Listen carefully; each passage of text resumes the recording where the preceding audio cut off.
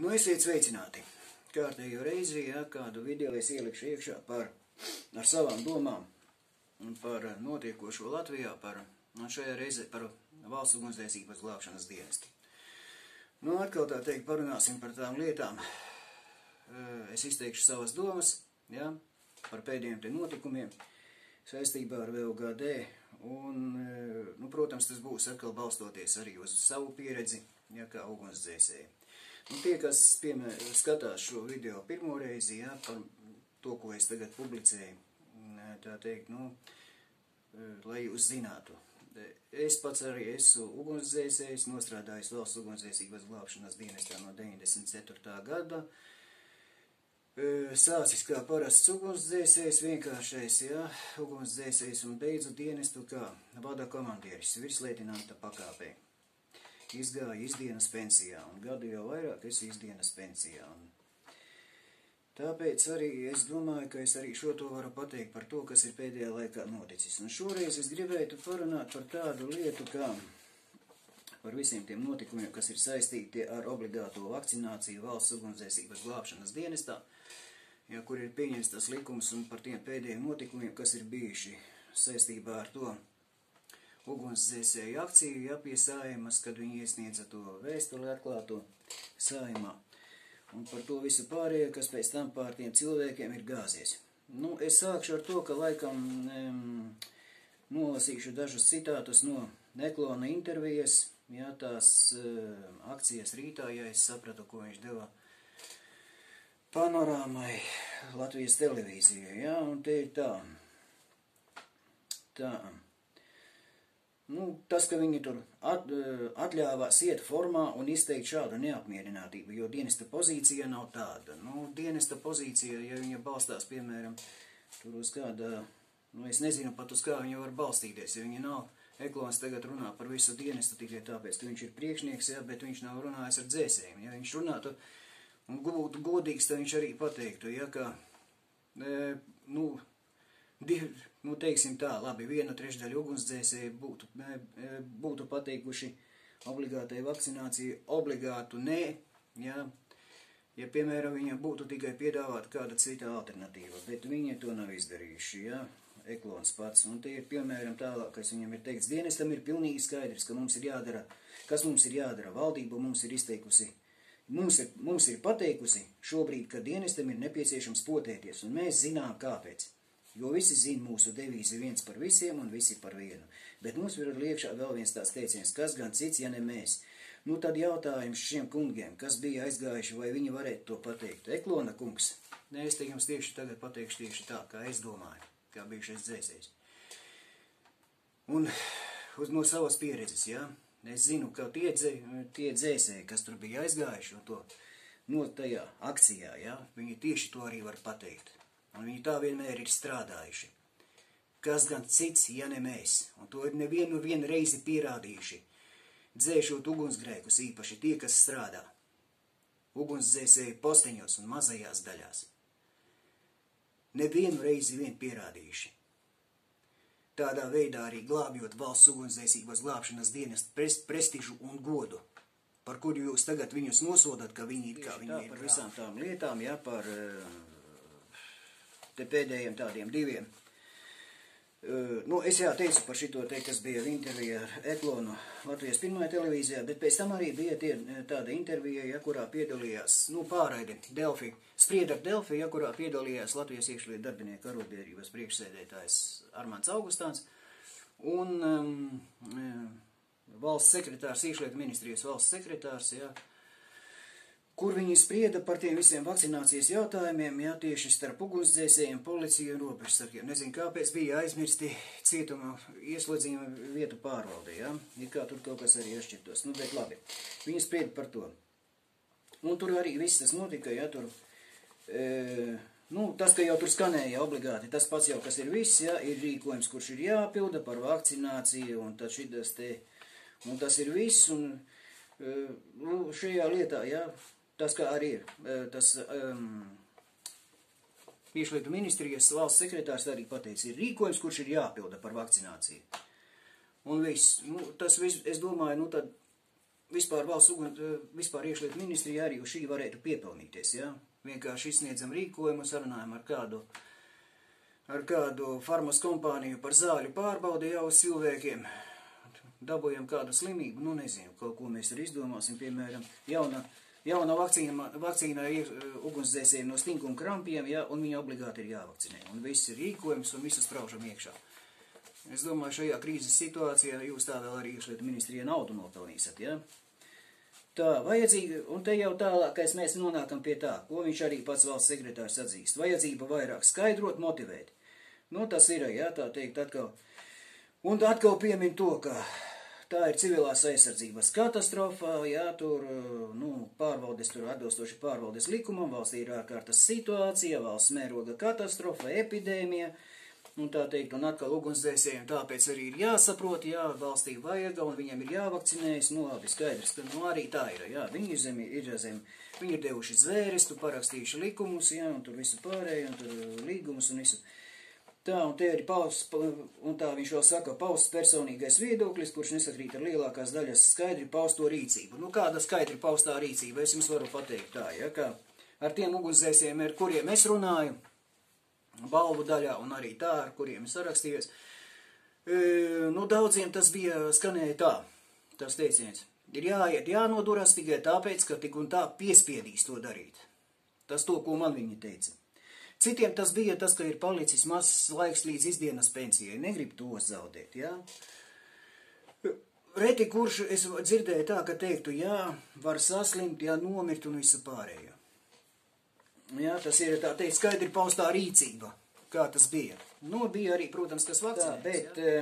Bet es domāju, ka to, ko teica Augustāns, ja es viņu tagad te necitēšu, es labākais ielikšu iekšā video fragmentu, jā, no tā, nu, es pārfilmēju viņu uz telefonu, kvalitāte nebūs varbūt tam attēlam laba, bet dzirdēt, ko viņš saka, jā, par šito visu lietu, kas ir saistīta tieši ar komunikāciju starp priekšniecību, jā, starp dienesta priekšniecību un dzēsējiem, piemēram, vai citiem iekšlietu ministrijas darbiniekiem.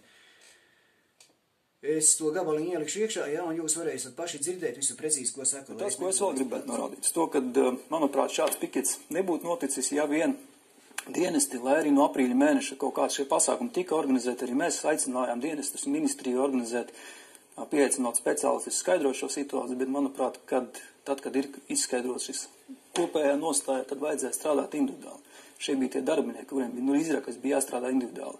Faktiski sēžot pie viena galda, pie apaļā galda, dzerot kafiju vai tēju, bet runājot viņa nostāju, kāpēc viņš negrib vakcinēties, kas ir tas iemesls, jā. Un noskaidrot šos iemeslus, ja tur, nu, teiksim, pilnīgi pat nedara jebkurš cits arguments, kas ir, nu, normāls un pamatots, un nedara, tad ir cits jautājums, ja par šī cilvēku vispār izpratni par šīm lietām, jā.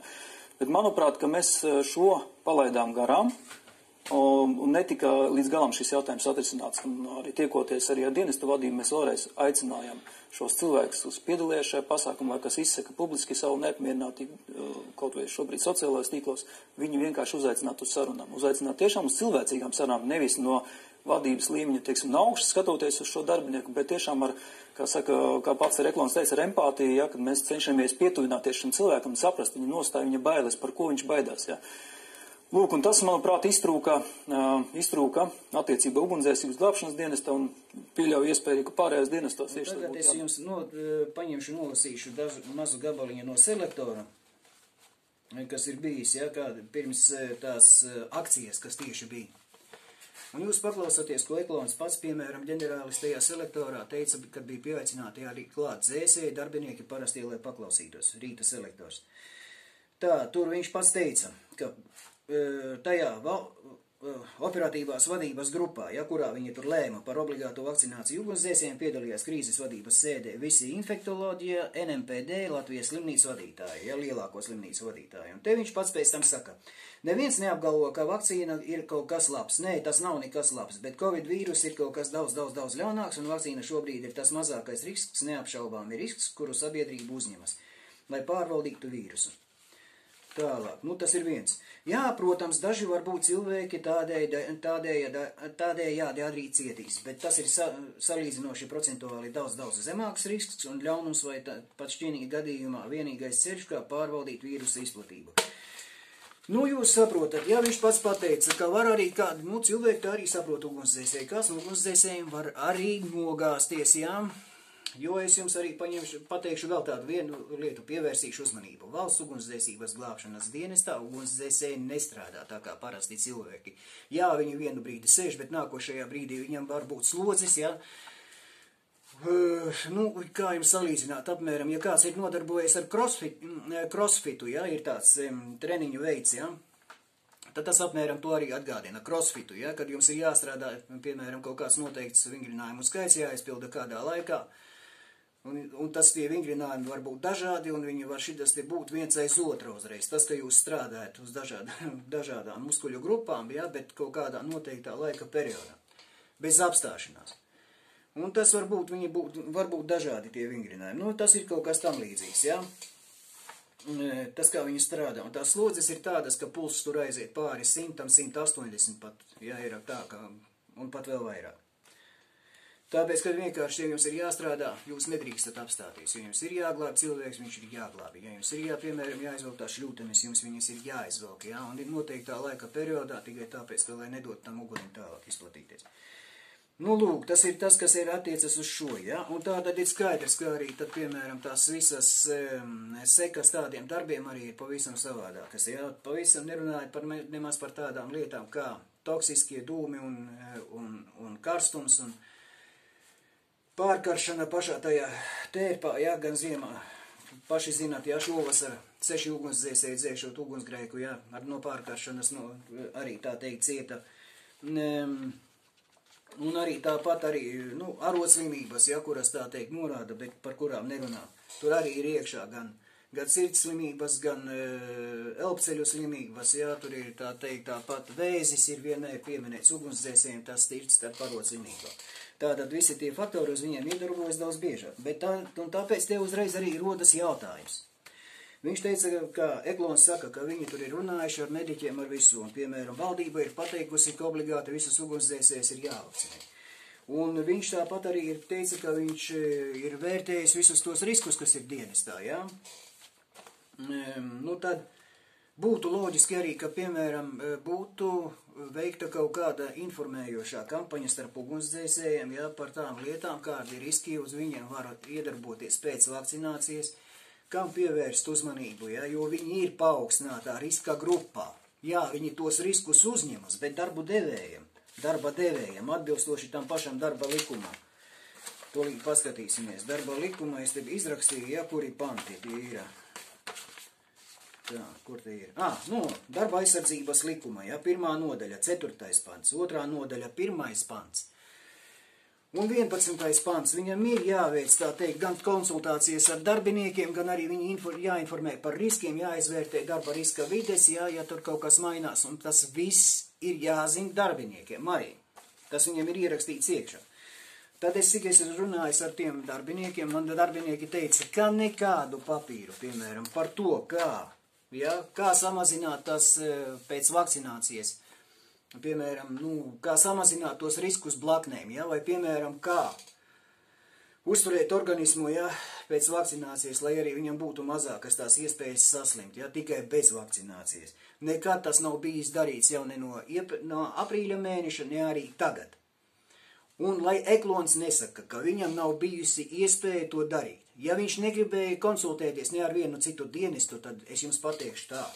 Valsts ugunsdzēsības glābšanas dienestam pagaidām ir tāda ekskluzīva iespēja, ka viņam dienestā vēl ir ārsts, ugunsdzēsējs, kurš pasniedz koledžā pirmo palīdzību. Un cik es zinu, tad viņš arī skaitās eksperts arotslimībās.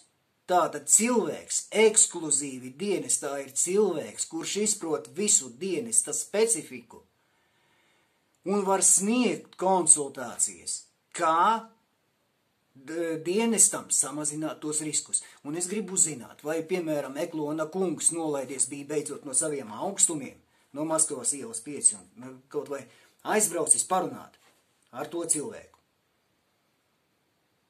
Un uz viņu tā, piemēram, ieteikumu pamata devis kaut kādas rekomendācijas pārējiem ugunsdzēsējiem izstrādāts kāds papīrs. Vai arī viss tas ir aprobežojies, mums valdība pateica, mēs zinām, ka to vajag, dienesta nostāja ir tāda. Un pofig mums viss. Pie tā mēs nezinām arī kāpēc.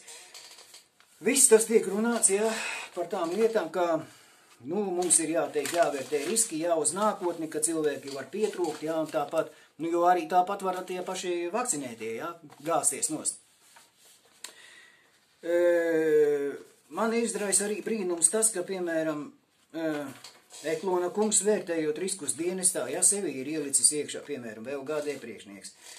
3. grupā vidējais risks, ja, vada komandieris, ja, tas ir 5. grupa, tā, vada komandīra vietnieks 5. grupa, ugunsdzēsējs glābējs 5. grupa, ugunsdzēsēja glābēja palīgs, ja, tas tā teikt 4. grupa, viņi ko, ugunsdzēsēja palīgi citās mašīnās brauc, un viņiem, piemēram, ugunsgrēkos jūs domājat, ka to cilvēku būs tik daudz, ka viņi varēs nodrošināt. Tie ugunsdzēsēja palīgi tikai līdz 3 dalītājiem ies, un uzreiz tāds jautājums rodas. Viņi sēdēs kopēja mašīna, tā kāpēc tie riski ir sadalīti tā, ja? Nu, te, piemēram, tā, nu, jā, skaidrs, jā, ugunsdzēsēji palīgi, visi tie ir 4. grupa, ugunsdzēsēji 5. grupa, tie, kas tieši piedalās ugunsgrēku dzēšanā. Bet man šeit izraisa tādu izbrīnu, tādu vienu lieta. VLGD priekšnieks, jā, un tā teikt, visa tā vadība, ko es skatījos, tur sēž 3. grupā.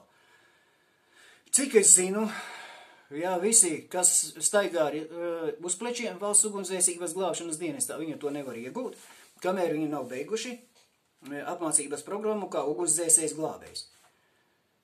Tad jūs neesat ugunsdzēsēji glābēji. Tā, es tūlīt nolikšu uz pauzes un pēc tam tālāk turpināsim. Nu jā, tad tā teikt turpinam. Tad jūs neesat ugunsdzēsēji glābēji priekšnieki lielie. Kāpēc jūs nevarat, piemēram, aiziet un kādu arī neparedzat sev pat tādu iespēju, ka jūs iesiet un dežūrēsiet, piemēram, dežūrdaļās? Nu, mūsu, piemēram, ģenerāļi. 5. Maskavas 5. jums turpat blakus tieši atrodas 1. ugunsdzēsēja daļa. Kas jums liedz aiziet un nodežūrēt, piemēram, vienu maiņu, kā vada komandierim, un novadīt kādus glābšanas darbus? Normāla prakse valsts ugunsdzēsības glābšanas dienesta posteņos. Jā, vispirms viņš strādā kā pa dienu, pilda visus savus pienākumus, un tajā pašā laikā, jā, viņš vajag izbrauc ārā uz ugunsgrēku. Kad cilvēku nav kā tagad ir, ka ir jāizvieto, jādod brīvās stundas, jākompensē pārstrādes un viss pārējais. Un viņi ļoti labi jūtas, viņi saka, viņam tas pat citiem patīk, tāpēc, ka viņi tā teikt, nu, nav iesūnojuši un sēž. Nu, labi, ja jūs nevarat tā teikt kā vada komandieri, nu, labi, nu, kaut vai kā vada komandieri palīgi, tad, nu. Valstī ir ārkārtas situācija, valsts sekretārs to pateica. Ar ko jūs atšķiraties no parastiem ugunsdzēsējiem? Tad ir tāds jautājums. Ja ir karš, visus rakstvežus ārā, no štābiem ārā un ierakumos iekšā ar automātiem, kā saka. Vai jūs tādu iespēju esat izvērtējuši? Nu, es nemaz nerunāju tā teikt, jau uz pavasarī tas nāks, ja kā, tad, piemēram, kā tagad pēc vakcinācijas uzreiz ugunsdzēsēji varbūt arī tās blaknes neparādīsies, kā izskatās, viņas apmēram parādās mēnesis, 2, pa ziemu pārsēdēs, pienāks pavasaris, tieši sāksies tā teikt atkal sāsinājumi pavasara, visas šitās te slimības, ja, gripas un viss pārējais. Kas tad jums strādās? Nu, jūs esat, piemēram, arī domājuši par tādu lietu, ja, nu, kur jūs ņemsiet tās rezerves?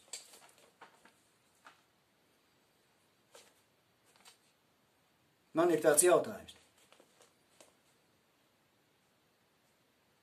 Es jau tagad šitas te vairāk neatgināšu, ja jūs gribat redzēt, ko es par to esmu teicis, tur nu pa jūs pameklējat, tad Facebookā varbūt vēl ir, jums kaut kur saglabāts to, ko es kādas domas biju izteicis jau 2018. gadā. Par visu šo lietu, ja, un arī vēl pagājušajā gadā es par to runāju, sakarā ar civilo aizsardzību valstī.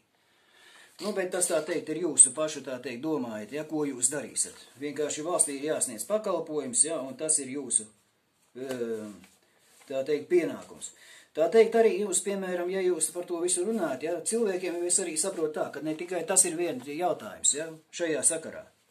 Man, piemēram, arī tas rastos, ja es, piemēram, strādātu valsts ugunsdzēsības glābšanas dienestā.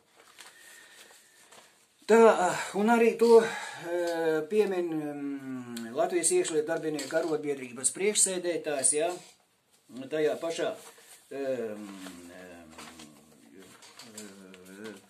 intervijā ar Spried ar Delfi, ja, kur bija. Viņš tā arī tur norāda, piemēram. Tas ir citāts no viņa, ja? Tā, dariet, ko darīdami, jums ir jāievēro šo darbinieku tiesības, virsstundas, naktstundas, slodzes jautājumi, atvaļinājumi un tā tālāk. Tātad, ne tikai es to saprotu tā, ka ir iespējami tā teikt tajā arī variantā, ja? Kā virsstundu apmaksa, kompensācijas, tur, un tas viss ir iespējami varianti, ja? Tā teikt. Nē? Nu, tad es jums varu parādīt tā. Es jums atgādināšu tādu lietu, ja, piemēram, kā ja par tām visām kompensācijām un vispār, par vispār ministru kabineta noteikumu ievērošanu iekšlietu ministrijā. Es jums parādīšu tā teikt un nosaukšu tagad, ja, ministru kabineta noteikumi no 2009. Gada 10. februāra numur 137. Tas ir tieši par apgādes normām, ja, un šeit ir tieši sadaļu es paņēmu, tas ir, kas valsts ugunsdzēsības glābšanas dienesta amatpersonu, speciāla apģērba un individuālās aizsardzības līdzekļu veidi un to izsniegšanas normas, ja. Un jūs zināt, ja, šitas tie, kas ir strādājuši, varbūt ugunsdzēsēji, viņus arī, nu, nav lasījuši, es domāju. Tad šeit, piemēram, iekšā šitie noteikumi, protams, viņi vairs nav spēkā, bet tagad ir jaunie, es tur nezinu, ko valsts ugunsdzēsības glābšanas dienas ir ierakstījis, bet es zinu to, kas bija, kamēr es vēl strādāju. Piemēram, šeit ir punkts 1.2. Te ir izprintēti ārā, ja, un jūs izlasat.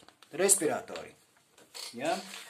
Un tur ir klāt zvaigznītes. Katram izsniedzas daudzums uz cilvēku. 1 gabals un zvaigznītes. Punkts ir 4 un augšā to 3, 5, 8. Redzat tur, nezinu, ir redzams, tā, tā. Punkts 3, 5, 8. Lasam, kas tie tādi. Izsniedz personām, kas strādā ar bīstamām vielām. Izsniedz personālam, kas piedalās ugunsgrēku dzēšanā. Izsniedz personālam, kas piedalās glābšanas darbos.